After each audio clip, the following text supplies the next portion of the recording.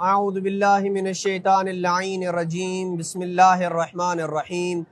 وصلی اللہ علی محمد وآل بیتہ الطیبین الطاہرین المعصومین۔ کاروان حسینی مدینہ سے مدینہ تک کی قسط نمبر 32 کے ساتھ اپنے مومنین کی خدمت میں حاضر ہوں۔ امام حسین علیہ السلام کے مکہ مکرمہ سے نکلنے کے اسباب تو ہم بیان کر چکے ہیں کہ کیوں امام علیہ السلام مکہ سے نکلے تھے، لیکن سوال یہ پیدا ہوتا ہے کہ آپ مکہ سے عراق ہی کی جانب امام علیہ السلام کیوں گئے؟ کیوں عراق کی جانب امام نے رخ کیا اور کسی دوسری جانب امام علیہ السلام کیوں نہیں گئے؟ یمن کیوں نہیں گئے یا کسی اور طرف امام علیہ السلام کیوں نہیں گئے؟ اس سوال کا جواب سب سے بہتر خود امام حسین علیہ السلام دے سکتے ہیں، اس لیے ہم امام علیہ السلام کے کلام کی روشنی میں اس سوال کے جواب اور ان عناصر کو اپنے مومنین کی خدمت میں بیان کرنے کی کوشش کریں گے اور ان عوامل کو بیان کریں گے کہ جن کے سبب امام علیہ السلام نے فقط عراق جانے کو کیوں ترجیح دی اور عراق کیوں گئے۔ یزید کی بیعت کے انکار سے لے کر عصر عاشور تک امام علیہ السلام کی ساری گفتگو سے 3 باتیں سمجھ آتی ہیں جو مکہ سے عراق کی جانب نکلنے کا اہم عامل اور عنصر قرار پا سکتی ہیں۔ سب سے پہلی بات جو امام علیہ السلام کے خطبات سے اور ان کی گفتگو سے سمجھ آتی ہے وہ یہ کہ جس کی وجہ سے امام علیہ السلام نے عراق کا رخ کیا وہ یہ تھا کہ عراق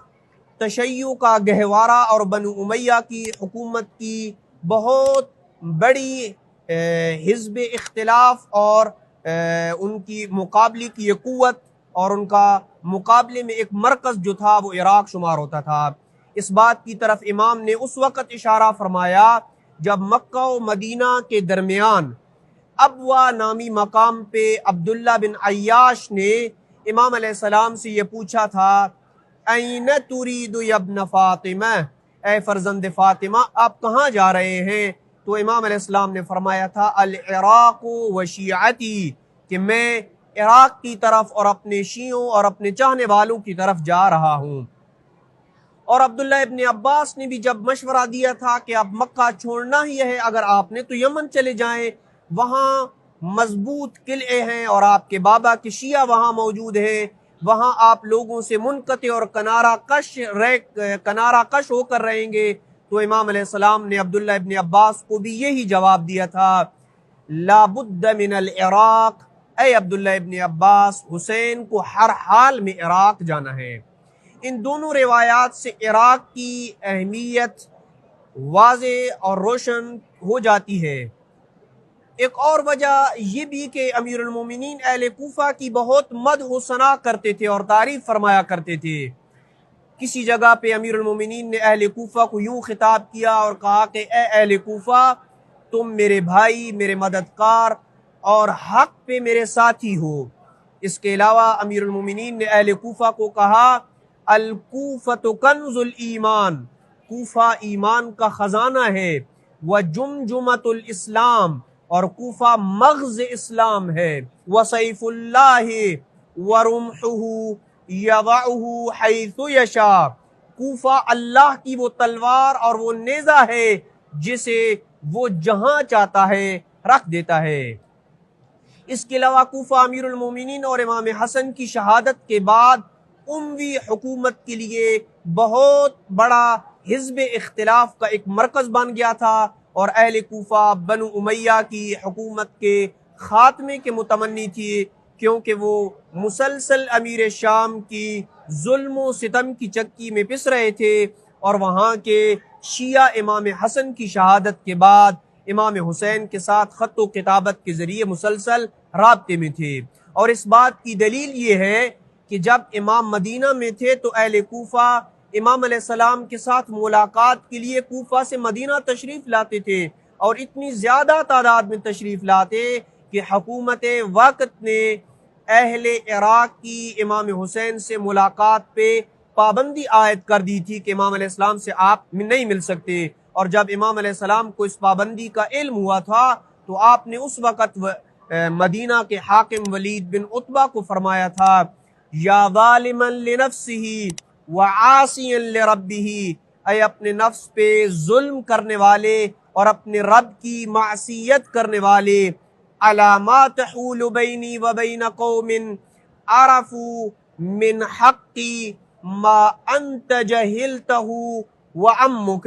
اے ولید بن عتبہ میرے اور اس قوم کے درمیان خواہ مخواہ تم کیوں رکاوٹیں ڈال رہے ہو؟ یہ قوم اہل کوفہ جو میرے حق کو جانتے ہیں، جبکہ تم اور تیرے چچا میرے حق سے نا آشنا اور جاہل ہو۔ بس یہ وہ پہلا عنصر ہو سکتا ہے جس کی وجہ سے امام علیہ السلام نے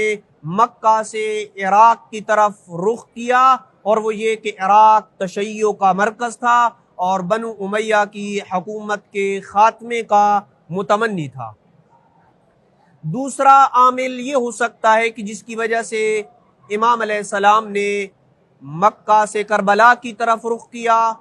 وہ یہ کہ سرزمین عراق امام کی آخری آرام گاہ تھی جسے امام علیہ السلام شروع ہی سے جانتے تھے، اور مدینہ سے نکلتے وقت جب جناب ام سلمہ نے امام سے کہا کہ اے بیٹا حسین، عراق جا کر مجھے غم زدہ نہ کرو، میں نے آپ کے جد امجد رسول خدا صلی اللہ علیہ وآلہ وسلم سے سنا ہے کہ میرا بیٹا حسین عراق کی زمین جسے کربلا کہتے ہیں وہاں پہ مارا جائے گا۔ تو امام حسین علیہ السلام نے جب ام سلمہ سے یہ بات سنی تو کہا اے نانی اماں، انا واللہ اعلم ذالک، خدا کی قسم جو آپ فرما رہی ہیں میں حسین بخوب اسے جانتا ہوں، وانی مقتول لا محالہ، اور یہ میں جانتا ہوں کہ ہر حال میں حسین نے جام شہادت کو نوش کرنا ہے، وَلَيْسَ لِي مِنْ هَذَا بُدٌّ، اور اس کے علاوہ کوئی رائے حل نہیں کہ حسین رائے خدا میں جام شہادت کو نوش کر لے۔ وَإِنِّي وَاللَّهِ لَأَعْرِفُ الْيَوْمَ الَّذِي أُقْتَلُ فِيهِ، خدا کی قسم نانی اماں میں حسین وہ دن بھی جانتا ہوں کہ جس دن مجھے قتل کیا جائے گا، وَأَعْرَفُ مَن يَقْتُلُنِي، اور میں حسین اپنے قاتل کو بھی جانتا ہوں، وَأَعْرَفُ الْبُقْعَةَ الَّتِي أُدْفَنُ فِيهَا، اور جس زمین کے ٹکڑے میں مجھ حسین کے جسم اقدس کو دفن کیا جائے گا میں اس زمین کے ٹکڑے کو بھی جانتا ہوں، وَإِنِّي أَعْرَفُ مَن يُقْتَلُ مِنْ أَهْلِ بَيْتِي وَقَرَابَتِي وَشِيعَتِي، نانی اماں میں یہ بھی جانتا ہوں کہ میرے ساتھ میرے اہل بیت، میرے قریبی اور کون کون سے شیعہ میرے پیروکار میرے ساتھ کربلا میں شہید ہوں گے، میں یہ سب کچھ جانتا ہوں۔ وَإِنْ أَرَدْتِ يَا أُمَّا أُرِيكِ حُفْرَتِي وَمَضْجَعِي، اے نانی اماں اگر آپ چاہتی ہیں تو میں حسین آپ کو اپنی قبر اور آخری آرام گاہ دکھا سکتا ہوں۔ اس کے علاوہ دسیوں ایسی روایات ہیں جن میں واضح ہے کہ امام کو پہلے ہی سے پتہ تھا کہ آپ کی شہادت کربلا میں ہوگی، بس امام نے کربلا کو اپنی آخری آرام گاہ اس لیے قرار دیا کہ یزید کی بیعت کے انکار کے بعد امام جانتے تھے کہ میں ہر حال میں شہید ہوں گا، چاہے عراق جاؤں یا نہ جاؤں، بس حکمت اسی میں تھی کہ امام اپنی شہادت کے لیے ایسے مناسب ظرف، زمان و مکان کا انتخاب کرتے، ایسے نفسیاتی اور معاشرتی ظروف اور حالات کا جائزہ لے کے ایسی جگہ کو اپنی آخری آرام گاہ کے لیے اختیار کرتے جس سے امام کی مظلومیت واضح ہو جاتی اور دشمنان دین کی رسوائی ہوتی، جبکہ امام شروع سے یہ جانتے تھے کہ اہل کوفہ اپنے کسی وعدے کو پورا نہیں کریں گے، لیکن پھر بھی عراق کی طرف امام علیہ السلام نے جانا ترجیح دیا اس کو، کیونکہ عراق کے شیعوں میں اس عظیم واقعے کربلا سے متاثر ہونے کی مکمل استعداد تھی، کیونکہ عراق میں شیعہ دوسرے علاقوں کی نسبت زیادہ تھے اور عراق مکمل طور پہ بنو امیہ کے حامی اور اس کے حق میں نہیں تھا۔ اسی وجہ سے یہ وہ دوسرا عامل اور سبب ہو سکتا ہے جس کی وجہ سے امام علیہ السلام نے مکہ سے عراق کی طرف رخ کیا۔ تیسرا وہ عامل جس کی وجہ سے امام نے مکہ سے عراق کی جانب رخ کیا وہ اہل کوفہ کے خطوط تھے، مورخین نے لکھا ہے کہ 12,000 خط جن میں 40,000 افراد نے امام کی نصرت کا وعدہ کیا، اور جناب مسلم ابن عقیل نے بھی امام کو کوفہ پہنچ کر یہی خط لکھا تھا کہ اہل کوفہ سے 12 سے 18,000 افراد نے میری بیعت کر لی ہے، یعنی 12 سے تقریباً 18,000 افراد نے میری بیعت کر لی ہے۔ اور جب میرا خط اے امام حسین آپ کو پہنچے تو کوفہ آنے میں جلدی کریں، یہاں سب لوگ آپ کے ساتھ ہیں اور آپ کے انتظار میں ہیں۔ آل معاویہ کے حق میں نہ اہل کوفہ کی کوئی رائے ہے اور نہ ہی اہل کوفہ آل معاویہ کے بارے میں کوئی خواہش رکھتے ہیں۔ ان تمام خطوط نے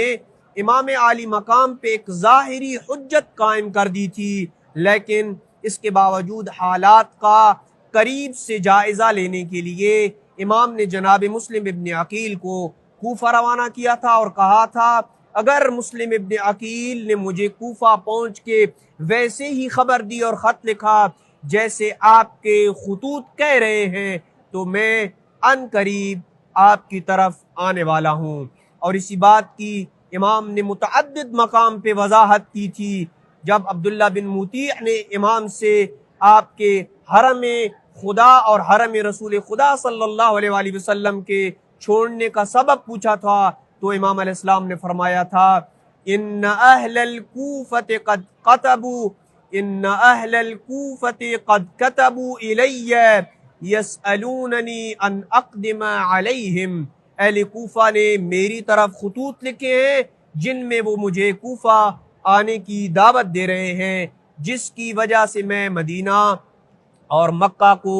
چھوڑ کے کربلا کی طرف جا رہا ہوں۔ اور اسی طرح جب عبداللہ بن عمر نے عراق جانے سے امام علیہ السلام کو روکا تھا تو امام علیہ السلام نے اسی سبب کی طرف اشارہ کیا تھا اور کہا تھا یہ اہل کوفہ کے خط اور ان کی بیعت میرے سامنے موجود ہے، میں کیسے اہل کوفہ کی طرف نہ جاؤں۔ اسی طرح یزید بن رشق نے کربلا کی منازل میں سے کسی ایک منزل پہ جب امام علیہ السلام سے پوچھا تھا آپ اس صحرا کی طرف کیوں جا رہے ہیں، کربلا ایک صحرا ہے وہاں کوئی نہیں ہے، آپ کیوں جا رہے ہیں، تو امام علیہ السلام نے فرمایا تھا یہ اہل کوفہ کے خط میری طرف آئے ہوئی ہیں۔ اور اسی طرح ترماح ایک شخص ہے کہ جس نے جب امام کو کہا تھا کہ آپ پہاڑوں کی طرف نکل جائیں اور وہاں پناہ لے لیں، کربلا کی طرف نہ جائیں، تو امام علیہ السلام نے اسے بھی ترماح کو بھی یہ کہا تھا ان بینی وبین القوم موعدا